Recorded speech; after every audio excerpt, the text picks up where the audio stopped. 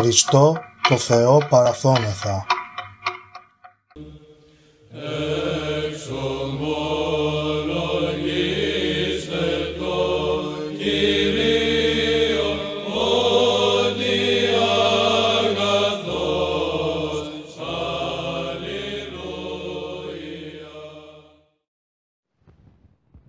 Τα Ιερά Μυστήρια της Εκκλησίας. Σημαίνεται δε η Εκκλησία εν της μυστηρίης. Το Ιερό Μυστήριο της Ιεροσύνης.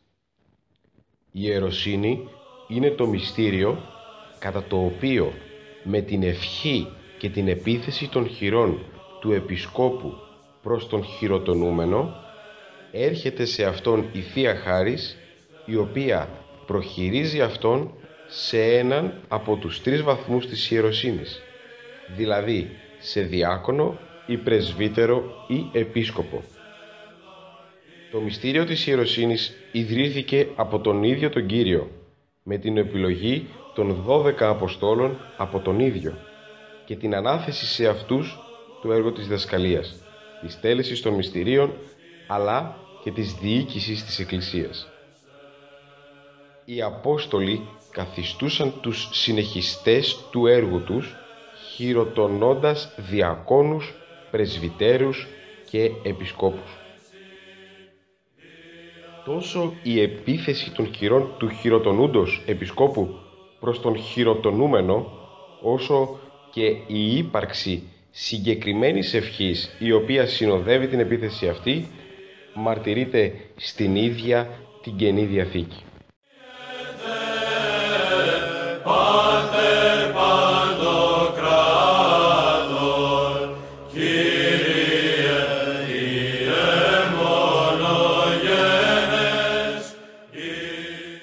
Το Ιερό Μυστήριο της Ιεροσύνης τελεί μόνο ο Επίσκοπος, ενώ σε περίπτωση χειροτονίας επισκόπου απαιτείται σύμφωνα με τους ιερούς κανόνες η συμμετοχή στην ακολουθία 3 ή τουλάχιστον 2 επισκόπων.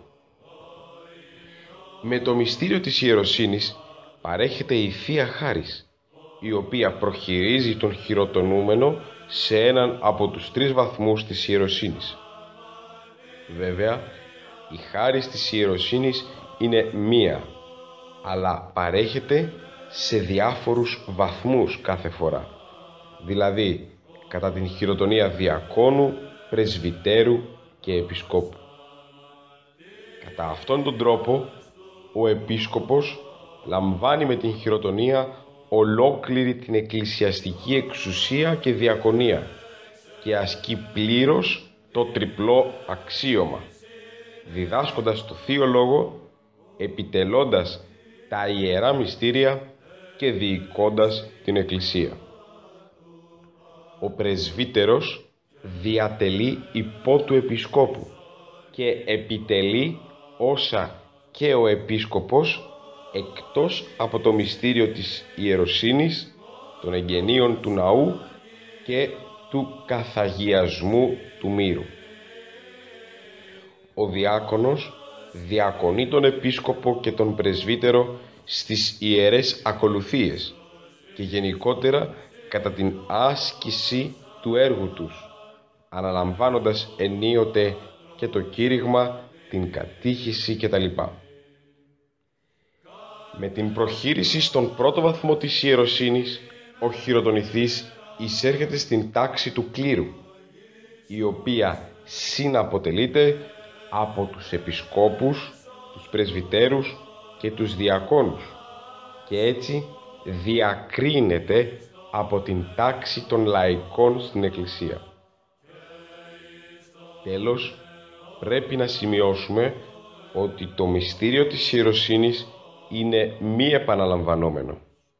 Επομένως, δεν επιτρέπεται η αναχειροτόνηση των Ορθοδόξων κληρικών που τυχόν έχουν αποσκυρτήσει σε αίρεση και επιστρέφουν στην Ορθοδοξία ή και των κληρικών που έχουν καθαιρεθεί και μετά από νέα κρίση έχουν απαλλαχθεί από την καθαίρεση.